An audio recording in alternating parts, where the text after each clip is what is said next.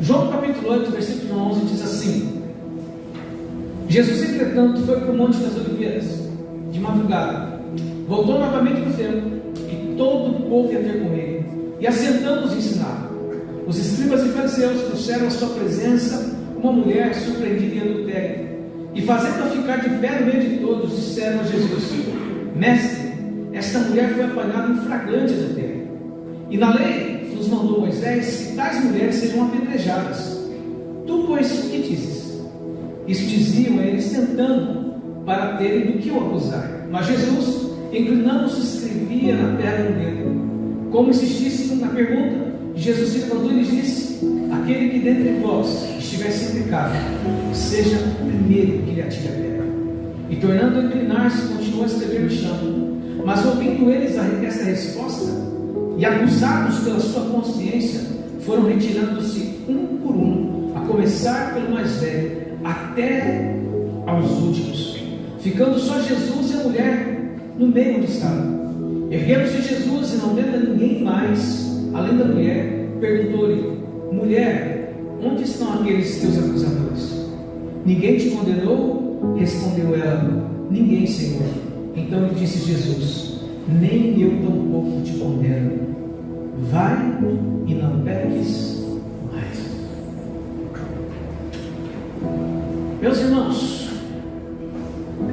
tribunais existem, e muitas pessoas já experimentaram passar por essa situação, e nem sempre são tribunais de comarca onde se respira justiça.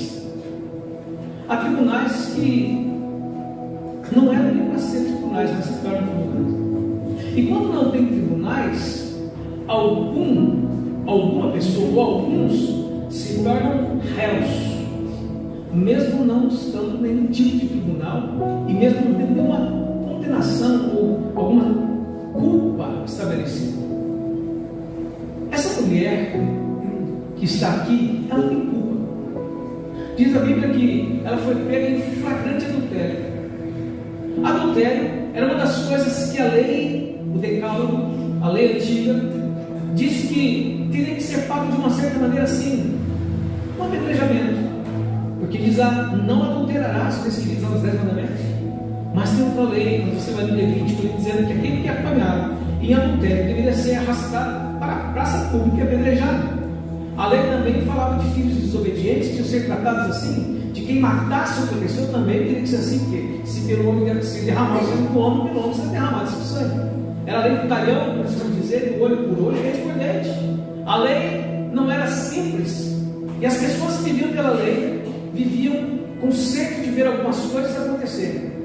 Estavam preocupadas em estabelecer uma lei que às vezes não era muito interessante, principalmente no caso dessa mulher. Por que não, pastor? Onde está o outro que estava adulterando? Onde está a outra parte? Por que somente ela foi colocada no meio e julgada? Por que somente ela teve que receber ou passar por essa vergonha tremenda de ser colocada diante de todo mundo? Porque normalmente quando se pegava uma mulher de adultério assim, ela normalmente nem se vestia, ela tinha que ir do jeito que estava, para que se escandalizasse ainda mais o povo e crescesse no povo aquela fúria, aquela vontade de apedrejar, porque o ser humano tem sede de sangue. O ser humano gosta de morte, infelizmente.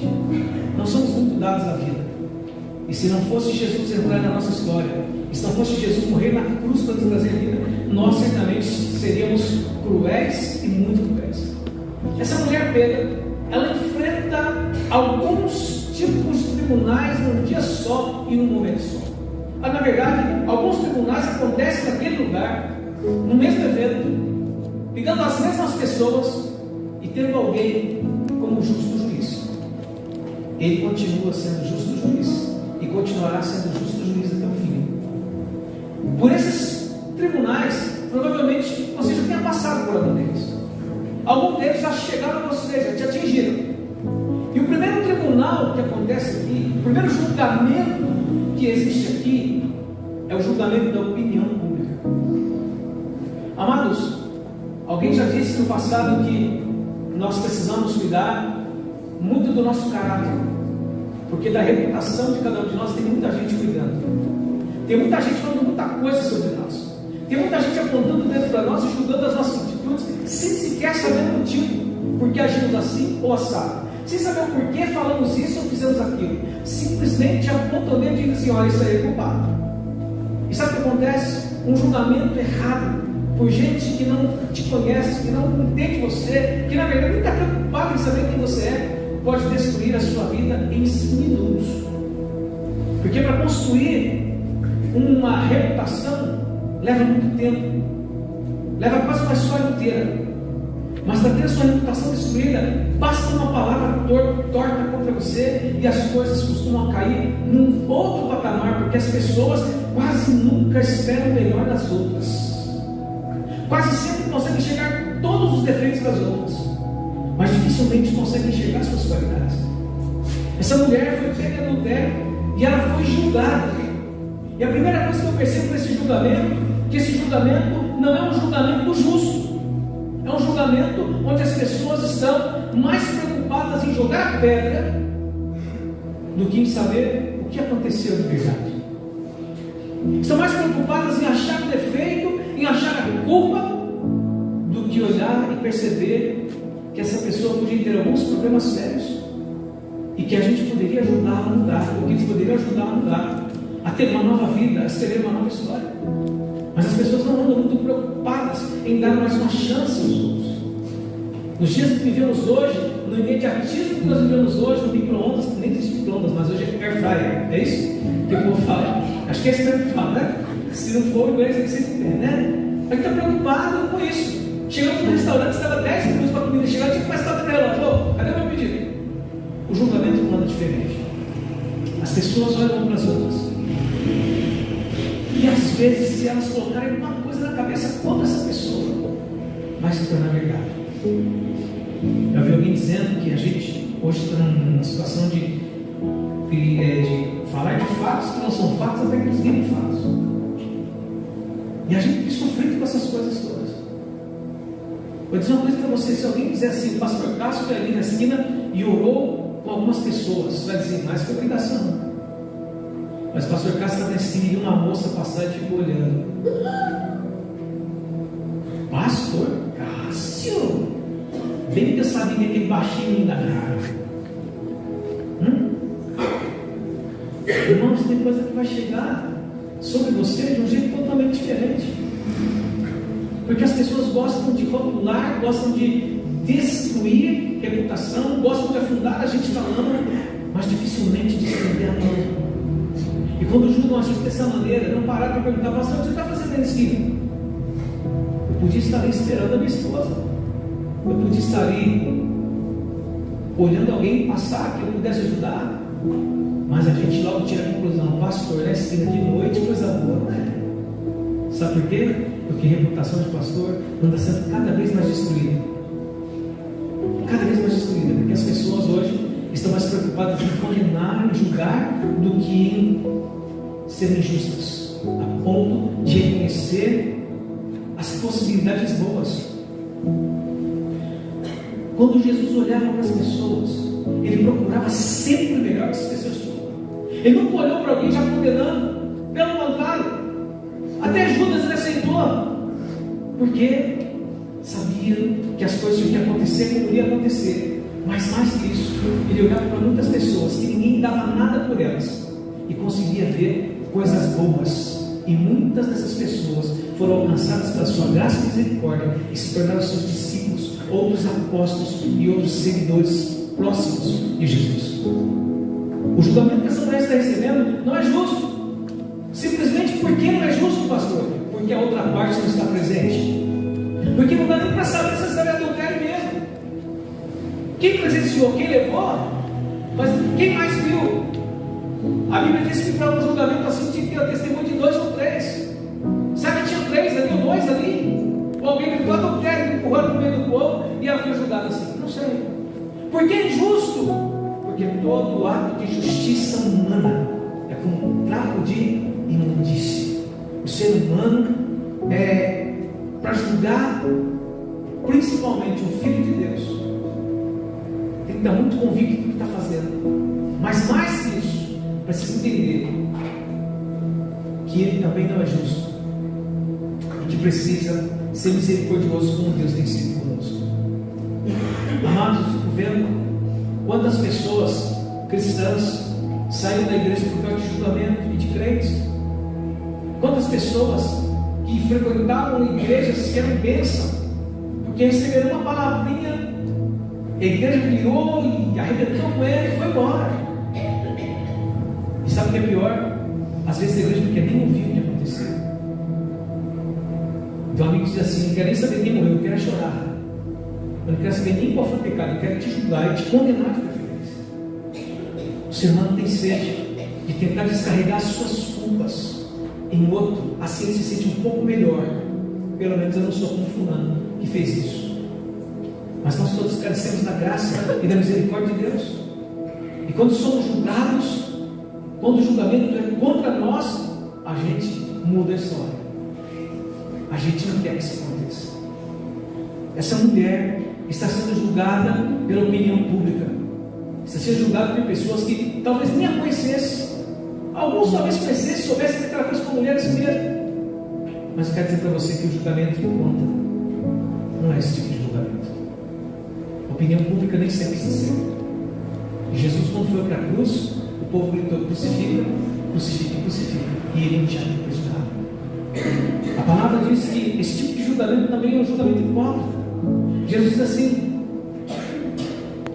hipócrita, você não tira trave no teu olho antes de falar do herdeiro ou do cisco, né, que está no olho do teu irmão. Amados, todos nós somos pecados. E prostituição, adultério, a gente liga sempre a questão sexual, mas tem muito mais coisas que a gente pode ter como adultério e prostituição, principalmente.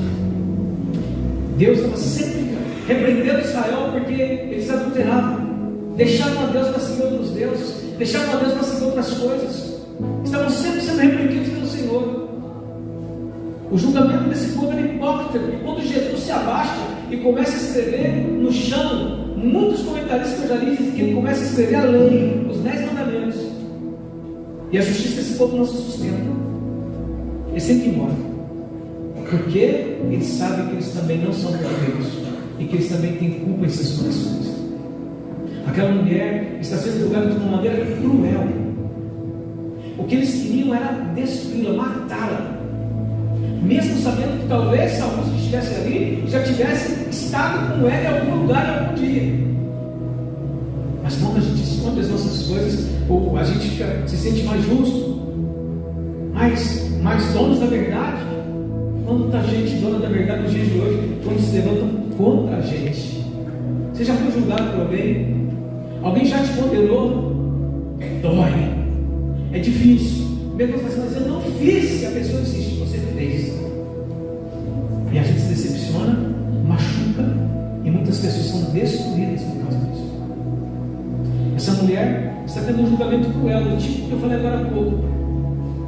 Se você cometer adultério, a lei de Moisés manda que você seja apedrejado. Mas a palavra de Deus diz para nós que nós não podemos vingar a nós mesmos, que a vingança pertence ao Senhor. Quem tem a sentença para nos dar é Deus. Ele é o justo juiz, e quando a sentença sai da boca dele, não há o que discutir. É isso mesmo, porque Deus não erra. Quero te pedir uma coisa, meu amado, minha amada: não seja juiz do seu irmão. Não julgue os atos errados ou certos de quem quer que seja, principalmente os que são próximos a você. Porque diz a Bíblia que com a mesma medida em que nós julgarmos, nós também seremos.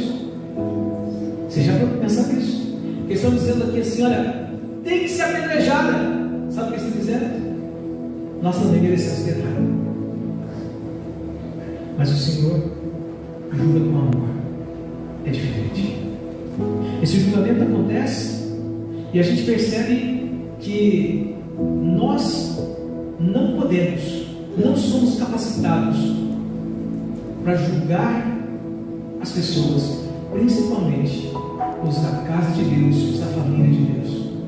Temos erros, temos pecados, temos culpas, falhamos muitas vezes em coisas feias, até grotescas mesmo, que não devíamos fazer. Mas quem somos nós para apontar o dedo para quem Cristo salvou, para quem Cristo amou, para quem Cristo escolheu e dar certeza a eles? Tudo está nas mãos de Deus, e Ele conhece o nosso coração. Ele sabe se falhamos por propósito ou se falhamos por acaso. Ele sabe se foi intencional ou se foi um acidente. Ele sabe se tivemos culpa ou se fomos inseridos na situação. Eu tenho um amigo, hoje eu não vejo muito, muito tempo aqui que eu não vejo. A última vez que eu vi, ele está colocando um carpete aqui na igreja para nós. Meu amigo, um dos meus irmãos. E ele foi colocado no meio de um crime. Eu não tinha falado com ele ainda. Há muito tempo, aconteceu há muito tempo, e o dia que ele colocou, eu encontrei, eu falei, e aí, o que aconteceu? Ele falou, olha, você me conhece, eu conheço mesmo. Eu não estava no meio. Quer dizer, eu não fiz nada. Eu só fui junto, eu não sabia o que eles iam fazer. Mas como eu estava junto, eu acabei levando também. E o dia que ele encontrou outra pessoa, disse, nossa, você não fulano tem que parar. Eu falei, não é isso, não pode ser isso. Às vezes, amados, nós damos nomes às pessoas, rótulos às pessoas, sem saber o que de fato aconteceu. Antes de você julgar alguém, ou apontar o dedo para alguém, procure essa pessoa. Pergunte o que aconteceu. Seja justo, seja íntegro, e tome a sua própria decisão, mas no Senhor, segundo a palavra de Deus, e com amor e graça. Porque se for com justiça, nós não podemos fazer, porque nós não somos justos nesse tempo. Somos justificados por Cristo em relação ao pecado, mas não somos melhores que os outros. Somos plenamente iguais e carecemos da graça e da misericórdia de Deus. O primeiro tribunal foi esse, da opinião pública. Esse é um tribunal que incomoda a gente, da opinião pública, porque mexe na nossa reputação. E quando fala da nossa reputação, a gente fica bravo, fica macho, fica um homem, né? Mulher vai ficar outra coisa que fala, mas fica bravo. Porque mexe na nossa intimidade, mexe no nosso nome, mexe nos nossos valores, nos nossos princípios. Mas sabe o que a gente devia entender? Que esse julgamento nem é tão importante. Que esse julgamento não é, de fato, nem é o que a gente deveria levar muito a sério. Porque o que conta mesmo é o que acontece aqui no segundo tribunal, que acontece nesse dia. O tribunal da consciência. O tribunal da consciência é quando nós mesmos somos os réus e também, de uma certa maneira, somos juízes. Nesse tribunal não há para onde a gente escapar. Nesse tribunal há coisas em nós que as pessoas nem sabem, mas nós sabemos. Nesse tribunal há coisas no coração da gente que as pessoas nunca vão ter noção do que a gente faz, mas lá no fundo nós temos a consciência. E o Deus que faz todas as coisas também sabe que nós somos. Quando Jesus começa a escrever na areia, certamente não matarás, não adorarás outros deuses, e foi escrevendo que as pessoas dizem assim, dá uma caçulhadinha da minha avó que foge a francesa. Tenta fugir, escondendo na sombra para não serem vistos. Mas esse julgamento talvez seja o que nós mais precisamos levar em consideração, porque diz respeito ao que nós sabemos de nós mesmos. Quando falamos de nós sabemos de nós mesmos, estamos dizendo assim, nós conhecemos as nossas falhas e os nossos acertos. E quando pensamos em nossas falhas e somos chamados a julgar nós mesmos, nós precisamos entender que se está errado, precisamos consertar, precisamos deixar Deus trabalhar na nossa vida. E o que está certo, precisamos manter, ainda que os outros não enxerguem e não vejam. A nossa consciência é onde Deus trabalha, onde o Espírito Santo trabalha em nós. A nossa consciência é aquilo que nós de fato pensamos e somos até. Diz a Bíblia que aquilo que o homem pensa é aquilo que ele é. A nossa consciência é o lugar onde nós construímos a verdadeira reputação, ou melhor, o nosso caráter, que é o que mais conta. Quando Cristo morreu na cruz, Ele morreu para fazer a gente bonzinho para os outros. Ele morreu para nos fazer sermos a imagem e semelhança dele, sermos semelhantes a Ele, a obedecermos a Sua palavra, a Sua vontade. É por isso que o Espírito Santo, diz a Bíblia, veio para convencer o homem do pecado, da justiça e do... E é aqui que essas coisas acontecem. Quando a gente faz um auto-julgamento, quando a gente para avaliar a nossa vida, isso é muito importante, porque É um julgamento justo. Porque não dá para a gente enganar a gente mesmo com as nossas coisas.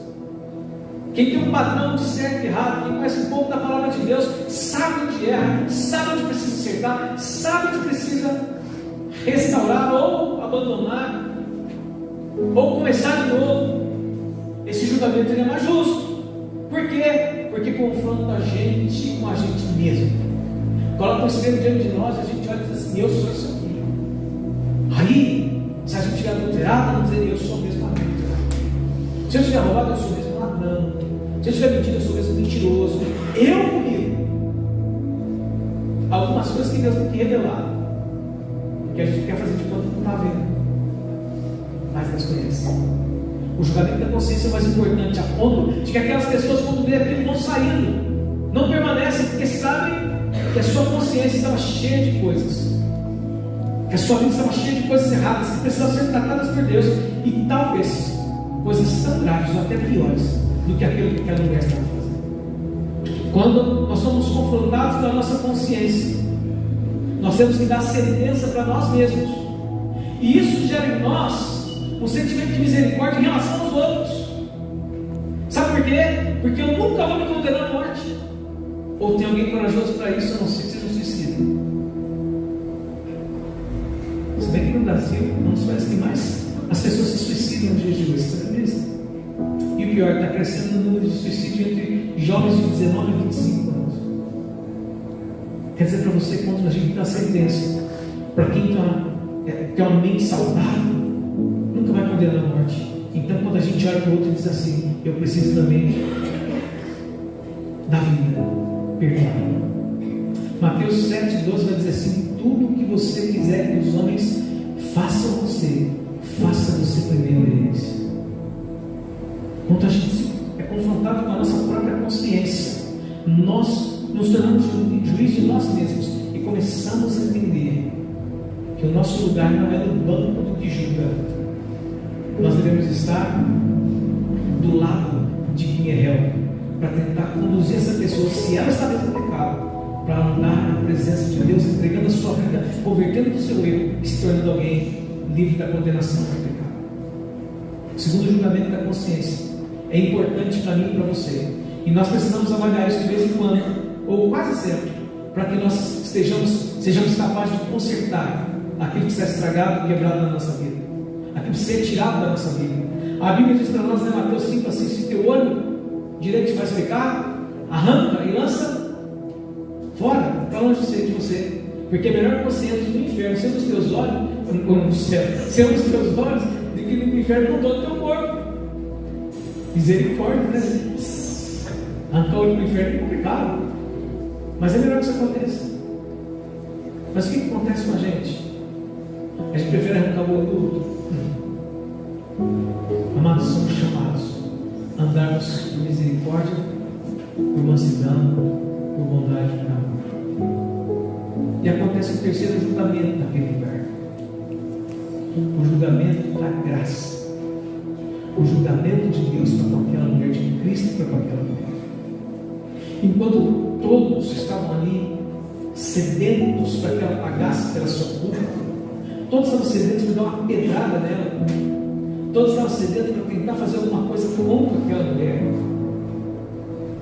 Lembra até uma historinha de um rapaz que estava lá e que queria que jogasse pedra naquela mulher, e pegou a pedra, incentivando todo mundo da pedrada. Aí a mulher falou: rapaz, você está maluco? Você não que errou. Eu vou dessa distância, está daqui não, sempre a cabeça. Tem gente cheia de vontade de fazer isso. Quer dizer para vocês, em nome de Jesus, nós somos chamados a andar por fé, e a fé exige de nós mansidão, exige de nós alegria do Espírito Santo, exige de nós paz, exige de nós justiça, mas não a nossa falha, mas da palavra do Senhor, que é reta e que é justa. O tribunal da graça não é um tribunal de condenação, pelo contrário, é um tribunal de perdão. É um tribunal onde o pior pecador, onde o mais sujo de todos os homens encontra absolvição pelo amor, pela bondade graça e pela justiça de Deus, que é diferente da nossa justiça. O tribunal da graça não é um julgamento fundamentado na culpa, não é um julgamento feito para condenar, é um julgamento por amor, que visa melhorar aquele que está sendo julgado. É um julgamento que visa dar àquele que está sendo julgado uma nova chance para ter uma nova vida, de acordo com a vontade de Deus, para andar no centro da vontade de Deus, para ter uma vida que vai fazer diferença no mundo. O tribunal da graça é o tribunal onde Jesus olha para aquela mulher e diz assim: onde estão os que te condenavam? E ela diz assim: não tem mais ninguém, Senhor. E ele diz assim: eu também não te condeno. Teve um dia na minha vida e na sua vida que Satanás deve ter passado pelo Senhor e disse assim: está vendo? Culpado, merece morrer, merece ser apedrejado. Mas Jesus olhou para nós e disse assim: não, ele é inocente. Esse julgamento foi o mais lindo de todos, o mais dramático de todos, o mais sofrido de todos para Jesus, porque ele não disse que nós não tínhamos culpa. Na verdade, ele disse assim: não, eles são culpados, mas eu pagarei pela culpa deles. O julgamento da graça é quando a gente se coloca no lugar do outro.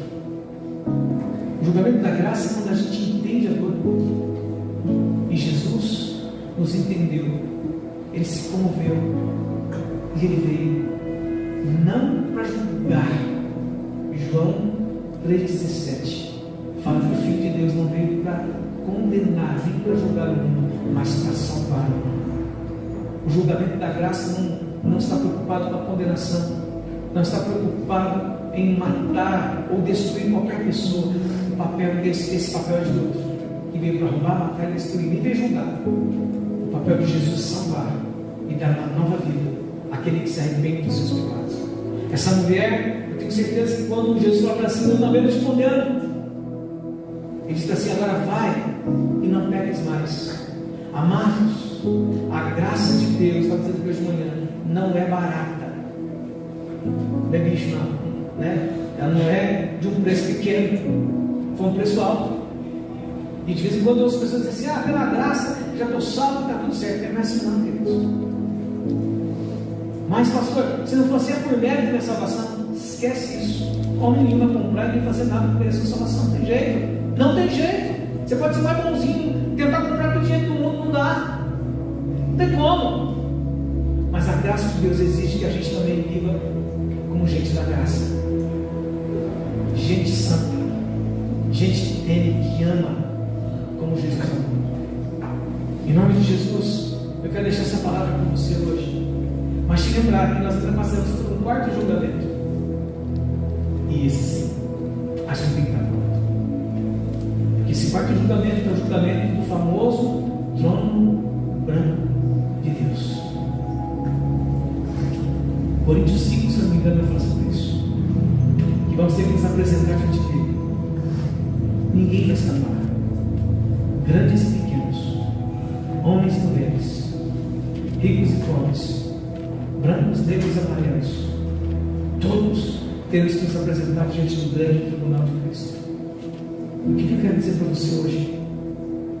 Que nós precisamos parar de julgar, para que quando passarmos por esse julgamento, não temos que pagar ou ser mendigos pela mesma coisa que julgamos, ou pelo mesmo critério que julgamos.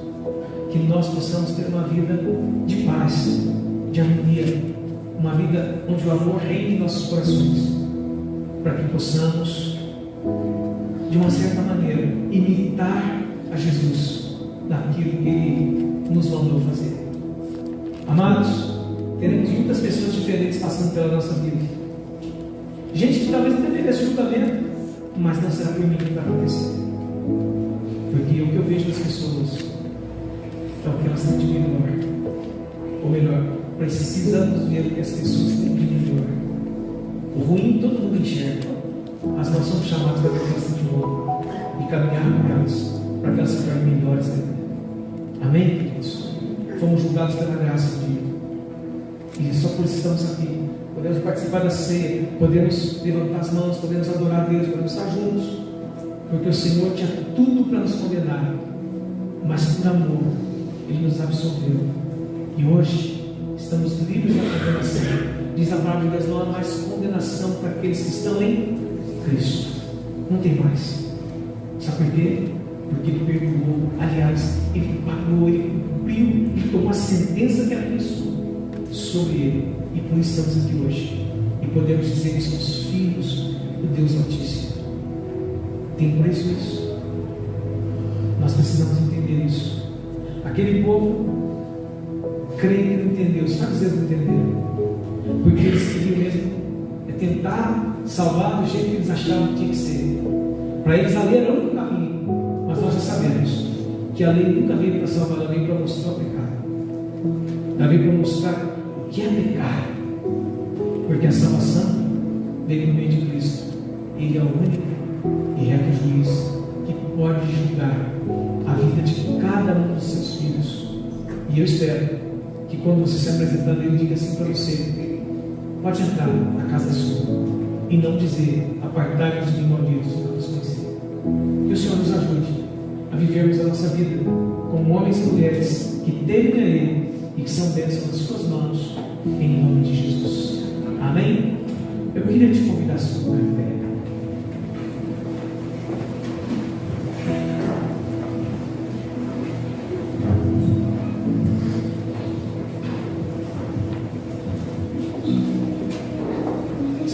Fizesse um exercício de memória.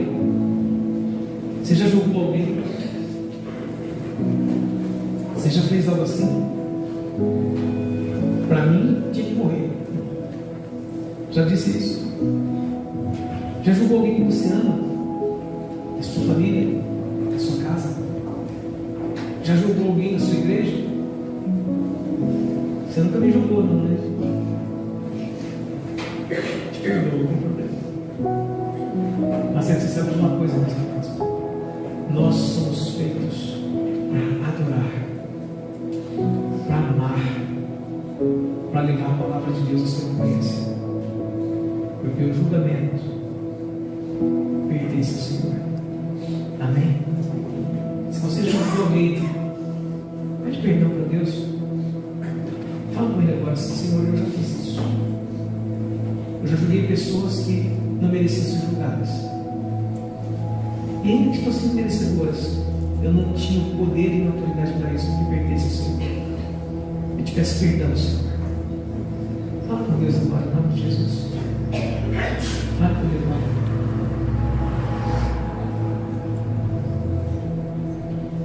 Amado Deus, na nossa humanidade limitada e frágil, mas que às vezes tem sede de vingança ou sede de justiça contra os outros, nós te pedimos perdão, porque às vezes julgamos pessoas que nós nunca vimos, não conhecemos, não conversamos, não sabemos nem o nome completo, nem porque são assim, nem porque fazem assim, não conseguimos conhecer em profundidade, às vezes mesmo que estão dentro da nossa casa, imagina de fora. Mas nós te pedimos perdão, para que o Senhor entre com a tua graça e lave a nossa vida e nos livre dos nossos pecados, da nossa injustiça, da nossa justiça esfarrapada muitas vezes, dos nossos erros e pecados que às vezes condenamos os outros, mas esquecemos de olhar para nós e perceber que às vezes fazemos as mesmas coisas que eles fazem. Tem compaixão de nós, Senhor. Perdoa-nos, para que possamos sair daqui hoje com a certeza de que estamos livres da condenação e que também não queremos condenar mais ninguém, porque entendemos que a nossa função é de ajudar, é de aproximar essas pessoas do Senhor e de nós também estarmos olhando para nós mesmos, percebendo as nossas falhas e com o teu auxílio irmos transformando isso até que alcancemos a transformação que o Senhor disse que tem que fazer nessa vida. Abençoa a nossa vida, abençoa a nossa família, abençoa a nossa igreja em nome de Jesus. E que, como cantamos agora há pouco, possamos ser uma família unidas no Senhor, sem qualquer falsidade, mas na verdade, buscando em honra te servir de todo o coração e amar os nossos irmãos, de maneira que eles se sintam queridos e amados e também possam amar a nós e amar aos demais. Que o Senhor seja um vínculo do nosso amor e da nossa unidade, para que possamos crescer como família, como igreja do Senhor e como corpo de Cristo. Fica conosco, nos abençoe, que nós pedimos em nome de Jesus Cristo, Senhor. Amém.